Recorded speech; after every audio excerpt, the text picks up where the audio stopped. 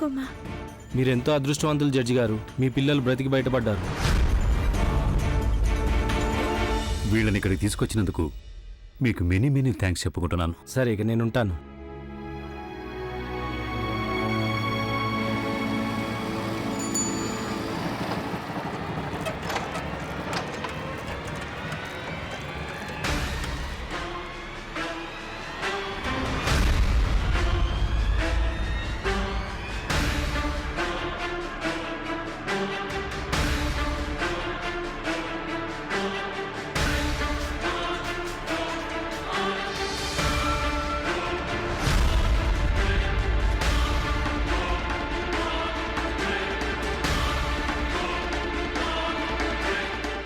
సాగర్ ఇక్కడున్నాడేంటి?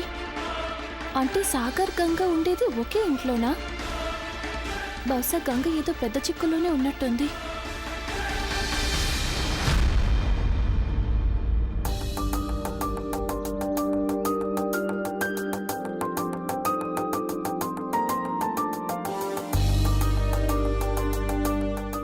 అరే, ఏదో మా అదృష్టం బావుండి నీలాంటి కోడలు దొరికింది. ఎలాగో మా చిన్నాని కాపాడి తెచ్చావు. పదండి, లోపలికి పదండి మీ ఇద్దరు.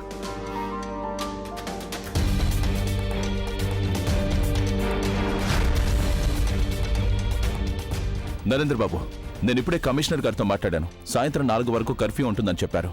పరిస్థితి అదుపులోనే ఉందంట. ఫోన్ లైన్స్ కూడా ఆన్ చేశారంట. సాయంత్రం వరకు పరిస్థితి అదుపులోకి వస్తుందని ఆశిస్తున్నారు. పోనీలే, సాయంకాలం రిసెప్షన్కి ఏర్పాట్లు చేసుకోవచ్చు. పదండి రాఘవి గారు, పదండి. పద సాగర్.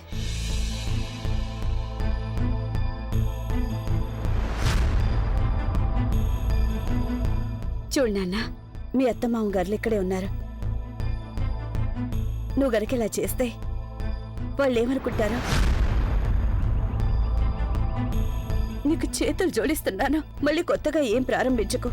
కనీసం మన ఇంటి గౌరవం గురించైనా ఆలోచించు. పద లోపలికి. మీరు నాకు కనిపించడం మంచిదైంది. చాలా కంగారు పడ్డాను నేను. పదండి, లోపలికి వెళ్ళి ఫ్రెష్ అవ్వండి. అన్నట్టు సంతోషి, చెప్పండి. నువ్వు అసలేం కంగారు పడద్దు. కొంచెం పరిస్థితి చక్కబడగానే నేను నిన్ను ఆశ్రమం దగ్గర ఉన్న ఘాట్కి తీసుకెళ్తాను. ఓకే? సరే, పద. రాగంగా పద. గంగా, నేను నిన్ను ఒక ప్రశ్న అడగచ్చా? అడుగు. అసలు ఈ సాగర్ ఎవరు? మీరేమో తనకి అంత సాయం చేశారు. అతన్ని తీసుకెళ్లి ఆసుపత్రిలో చేర్చారు, కానీ కలవకుండానే బయలుదేరిపోయారు. మొత్తమంతా వాళ్ళ ఆవిడే చేశారని చెప్పారు. ఎందుకో తెలియడం లేదు గంగా. అతన్ని చూడగానే నాకు మీ కళ్ళల్లో ఏదో విచిత్రమైన బంధం కనిపిస్తోంది. మీ ఇద్దరి మధ్య ఏముంది గంగా? బంధుత్వం ఏం లేదు. నేను ఒక అనాథని. మా అమ్మ నాన్న పోయిన తర్వాత ఈ కుటుంబమే నన్ను పెంచి పెద్ద చేసింది. వాళ్ళకి నేను చాలా రుణపడిపోయాను.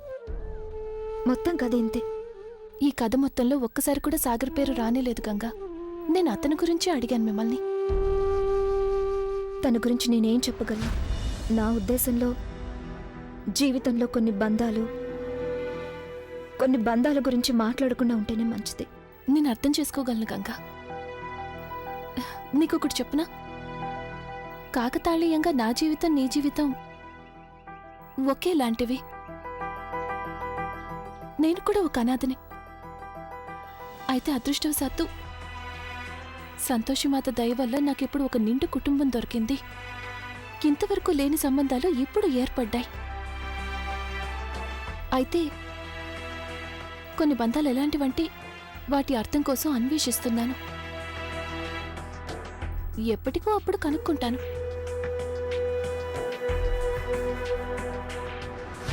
మన ఇద్దరి బాధ ఒకలాంటిదే సంతోషి.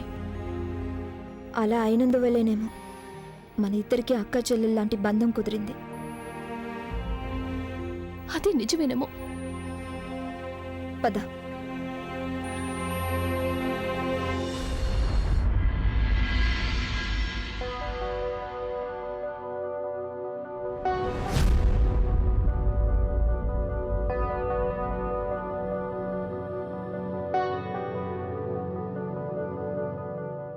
ఇలా మొహం చాటేసుకునే అలవాటు నీకు ఎప్పటి నుంచి వచ్చింది గంగా?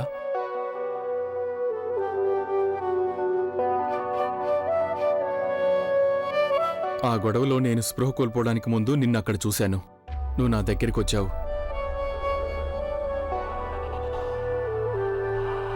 జాహ్నవి నన్ను నడి రోడ్లో నీ చావు నువ్వు చావని వదిలేసి వెళ్ళిపోయింది. ఎందుకు? జాహ్నవి వల్లే నేనిప్పుడు ఇక్కడ ఇలా నిలబడ్డానని నువ్వు అనుకుంటున్నావా?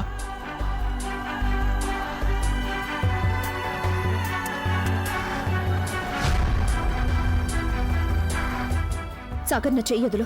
ఎందుకు? నేను నిన్ను ముట్టుకుంటేనే కొంపలంటుకుంటాయా? వదిలేస్తాను. ఒక్కసారి నాకు ఈ విషయం చెప్పు. ఒకవేళ నేను నిన్ను గనక తాకితే నీ కళ్ళలో నా మీద గల ప్రేమ బయటపడుతుందేమోనని నువ్వు భయపడుతున్నావు. ప్రేమంటూ ఉంటే కదా సాగర్ కళ్ళల్లోంచి బయటపడడానికి.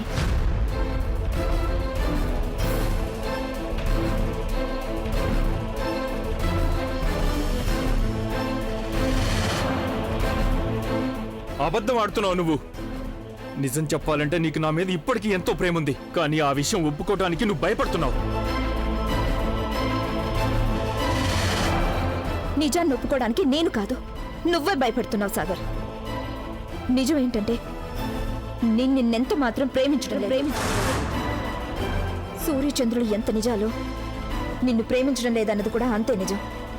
నువ్విక ఇలాంటివన్నీ అనుకోవడం, నీ భ్రమని తెలుసుకుంటే నీకు మంచిది. నేను అన్ని బంధాల నుంచి నన్ను నేనే విముక్తురాల్ని చేసేసాను. ఇక ఈ గంగ సాగరం కోసం ప్రవహించే నది కాదు. అంత నిజాయితీ ఉందా నీకు?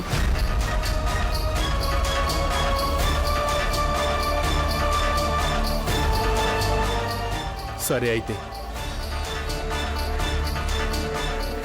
ఈరోజు నా పెళ్లి రిసెప్షన్ ఉంది. నేను నిన్ను ఇన్వైట్ చేస్తున్నాను.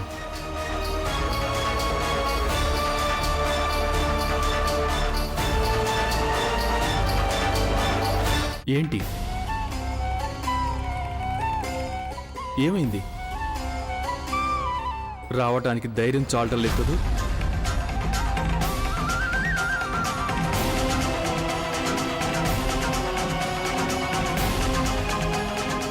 నాకెందుకు ధైర్యం లేదు సాగర్? నువ్వు కదా ఇన్వైట్ చేశావు. నేను తప్పకుండా వస్తాను.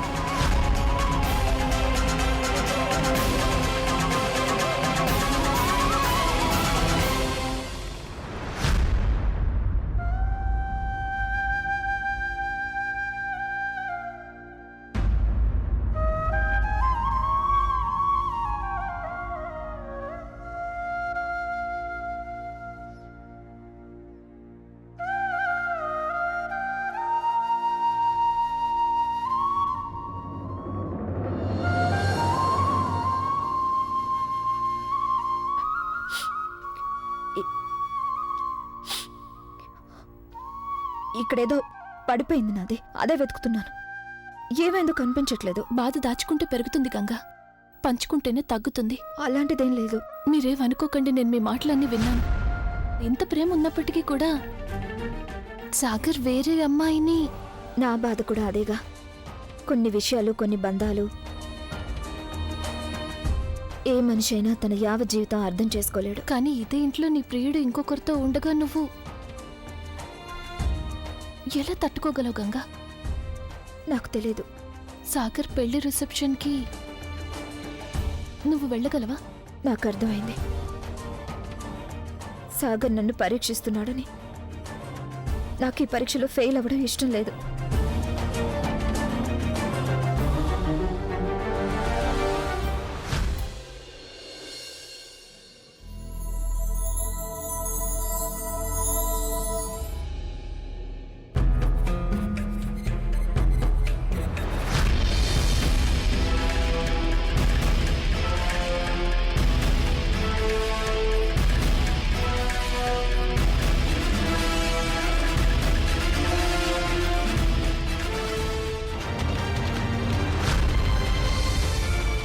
ఇది ఇక్కడ కూడా వచ్చేసిందా?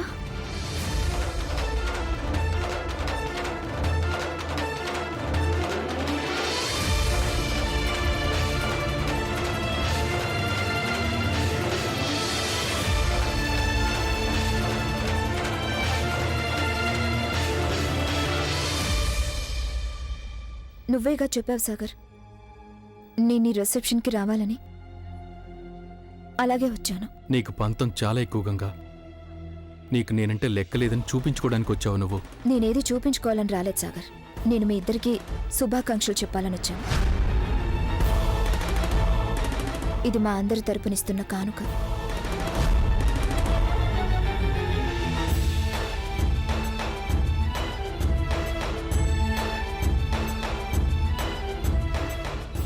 నీకు తిలకం మీద అంత మమకారమా? నేను నీకు తిలకం దిద్దిన ఆభరణినే వెతికి తీసుకొచ్చావా? నీకు మతిగాని పోలేదు కదా. ఒక్కప్పుడు లేదు సాగర్, ఇప్పుడు మతొచ్చేసింది. ఈ తిలకంతో ఇక నాకు నా జీవితంలో ఎలాంటి పని లేదు. ఈ తిలకం కాకుండా కేవలం ఒక ఎర్ర రంగుగానే మిగిలిపోయింది నాకు. ఎందుకనో చిన్నప్పటి నుంచి ఈ ఎర్ర రంగు నాకు చిక్కకుండా పోతుంది. ఎవరికి దీని మీద హక్కుందో వాళ్ళకే ఇచ్చేస్తే బాగుంటుంది. వద్దు, ఇది నువ్వు జాహ్నవికి ఇవ్వకూడదు.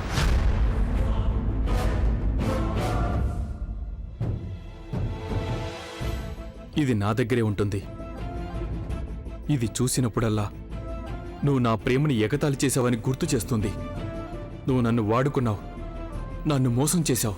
ఎవరిని మోసం చేశారు సాగర్? ఆ విషయం నువ్వు ఎత్తకుండా ఉంటేనే మంచిది. అవన్నీ పాత సంగతులు. ఇవాళ నువ్వు ఒక కొత్త జీవితాన్ని ఆరంభిస్తున్నావు.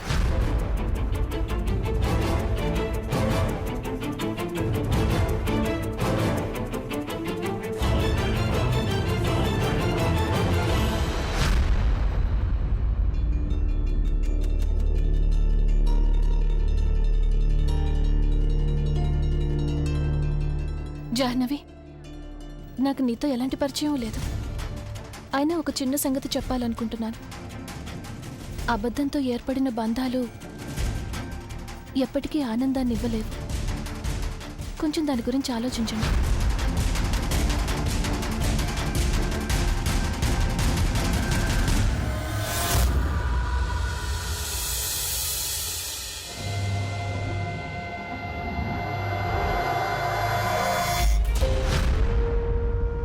గంగా, సాగర్ ఇందాక ఏదైతే అన్నాడో అది నిజమేనా?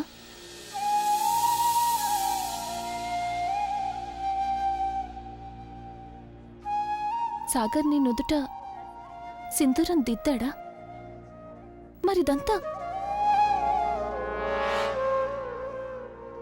జీవితమే ఇలాంటి చిక్కు ప్రశ్న కదా సంతోషి. ఎవరైనా ఒక అమ్మాయి నుదుట తిలకం దిద్దితే ఆ అమ్మాయి ఆ వ్యక్తికి భార్య అయిపోదు కదా. నాకొకటి తెలుసు, ఈ ఎర్ర రంగు ఎప్పుడు నా జీవితంలోకి ప్రవేశించినా నాకు దుఃఖాన్ని మాత్రమే మిగిల్చింది. బాల్యంలో ఇదొస్తే నేను వితంతు చీర కట్టుకునేలా చేసింది. మళ్ళీ ఇప్పుడొచ్చి నన్ను ప్రాణం ఉన్న శవంలా చేసింది. కానీ ఇక సాగదు. ఈ ఎర్ర రంగు ఇకపై నన్ను ఎంత మాత్రం వంచలేదు. నేను నీ బాధను అర్థం చేసుకోగలను. కానీ నువ్వు దాన్నే పదే పదే ఎర్ర రంగు అని అంటూ ఈ సింధూరాన్ని అవమానించొద్దు. ఏ సుమంగళికైనా సింధూరమే అలంకారం. ఒకప్పుడు నేను అలాగే అనుకుని ఆ తిలకాన్ని నా నుదుట ధరిస్తూ వచ్చాను. నాగే అనుకున్నాను. కానీ ఇక చాలు, ఇక వద్దు. నాకు ఆ భ్రమ తొలగిపోయింది. నాకు బాగా అర్థమైపోయింది, ఈ తిలకం నగ కాదు, దుఃఖం అని. కాదు గంగా, అన్నా, ఇంతమంది జనం మధ్యలో దాన్ని చంపడం ఎలా? అలా మాట్లాడడం నీకేమాత్రం తగదు. ఈ ఎర్ర రంగు ఇదేవి హోలీ రంగు కాదు. ఇది నుదుటి తిలకం. సుమంగళికి ఇది నుదుటిని మాత్రమే కాదు, ఆత్మకు కూడా అంటుకుంటుంది. నిజానికి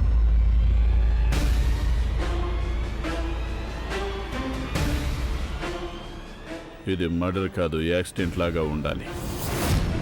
మనిద్దరి పరిస్థితులు పోలిస్తే భూమికి ఆకాశానికి ఉన్నంత తేడా ఉంది. అందుకని మనం దాని గురించి మాట్లాడకుండా ఉంటేనే మంచిది. ఏ వ్యక్తిని భర్తగా భావించి నేను తిలకం దిద్దుకున్నానో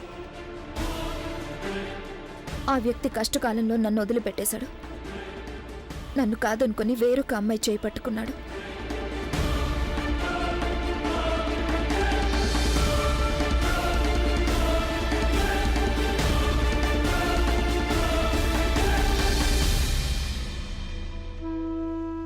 అందువల్ల నా జీవితంలో తిలకానికి ఎలాంటి విలువ లేదు. మీరంతా నగగా భావించేదే నా విషయంలో కేవలం ఎర్ర రంగుగా మిగిలిపోయింది. అసలు భార్యాభర్తల బంధం ఈ తిలకమే నిర్ణయించగలిగితే బాగుంది.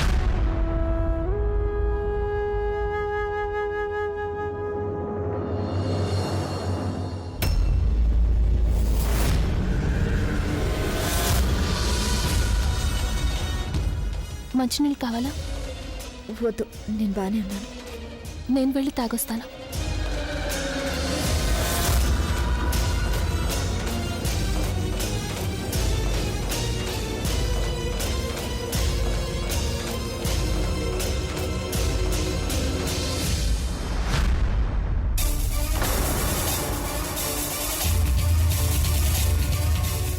గంగా!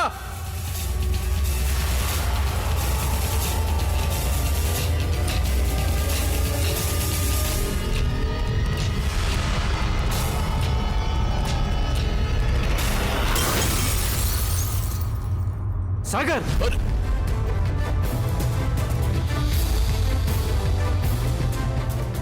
గంగా? సాగర్! గంగా గంగా, నువ్వు బానే ఉన్నావు కదా? నీకేం కాలేదు కదా? నీకేం కాలేదు కదా? గంగా నువ్వు బానే ఉన్నావుగా? నీకేం కాలేదుగా?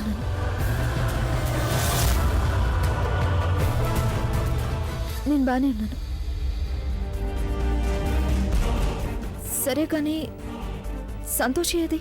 సంతోషినా? సంతోషి ఇక్కడే ఉంది. ఈలోగా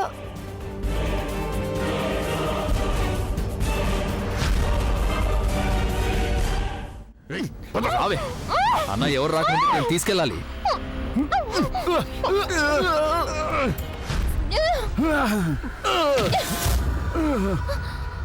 అన్న పట్టుకో.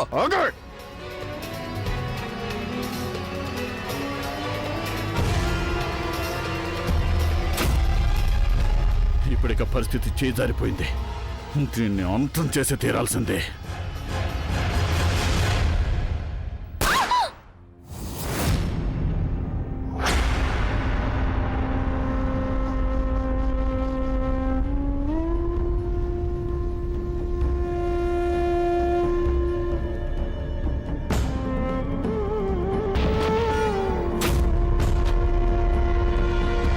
ఎవరో పేల్చినట్టున్నారే. పద.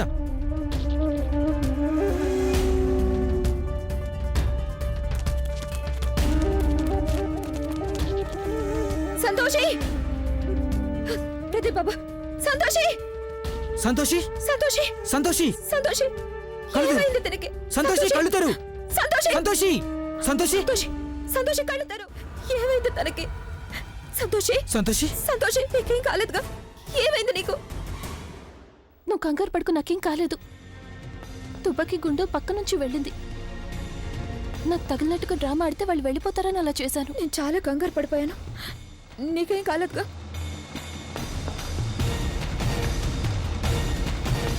పద, త్వరగా ఇక్కడి నుంచి వెళ్ళిపోదా. నువ్వు నాకు సాయం చేయకపోతే నేను వచ్చిన పని పూర్తయ్యేదే కాదు గంగా. ధన్యవాదాలు. ఈ ధన్యవాదాలన్నీ నీ దగ్గరే ఉంచుకో. ఇంకెవరికైనా చెప్పచ్చులే. గంగా, నేను ఇక్కడికి వచ్చిన పని పూర్తయిపోయింది. ఇక నేను తిరిగి వెళ్ళాలి. అయినా కూడా నేను మళ్ళీ చెప్తున్నాను, ఇవాళ రాత్రి ఇక్కడే ఉండి రేపు ఉదయమే వెళ్ళొచ్చుగా. నేను వదిలిపెట్టి వెళ్ళాలని నాకు కూడా మనస్కరించడం లేదు. కానీ లక్నోలో అందరూ నా గురించి కంగారు పడుతుంటారు. నేను వెళ్ళాల్సిందే. నేను ఆ సంతోషి మాతని వేడుకుంటాను, నీకు అన్ని సంతోషాలని ఇవ్వాలి అని. అంతకంటే నాకు ఇంకేమీ వద్దు. అప్పుడైనా నీకు నమ్మకం కలుగుతుందేమో, భగవంతుడు అంటే తమాషా కాదు అని, ఏకాగ్రత నమ్మకాల పరిపూర్ణ రూపం అని. నాకు ఇప్పుడు ఏమనిపిస్తోందో తెలుసా? మనకి జీవితంలో కలిగే ఇబ్బందులు, బాధలు, కష్టాలు ఇవన్నీ ఎందుకని వస్తాయంటే మనల్ని మరింత గట్టిపరచడానికి అని, మన జీవితాన్ని మరింత అందంగా తీర్చిదిద్దుకోవడానికి, ఎలాంటి పరిస్థితి ఎదురైనా ధైర్యంగా ఎదుర్కోవడానికి. ఇంకొకటి కూడా కావచ్చుగా, ఎన్ని కష్టాల్ని అధిగమించిన తర్వాత మనకి మంచి కూడా జరగచ్చుగా. తప్పకుండా జరుగుతుంది, అవునా? నువ్వు చాలా మంచిదానివి సంతోషి. నీ నుదుటి తిలకం బంధాలని నిలబెట్టుకోవడానికి వెళ్ళిపోతున్నావు. వారి నా జీవితం గంగా. నా వాస్తవం. ఆయన ఎలా వదులుకోగలను?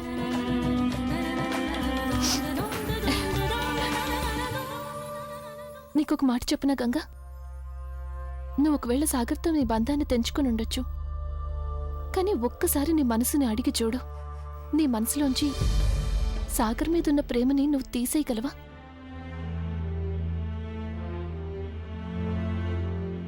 లక్నో వెళ్ళాలంటే ఇప్పుడు ఒకే ఒక బస్సు ఉంది. మనం తొందరగా వెళ్ళిపోవాలి. అలాగేనండి, వెళ్దాం. వెళ్ళొస్తానా? జాగ్రత్తగా ఉండు.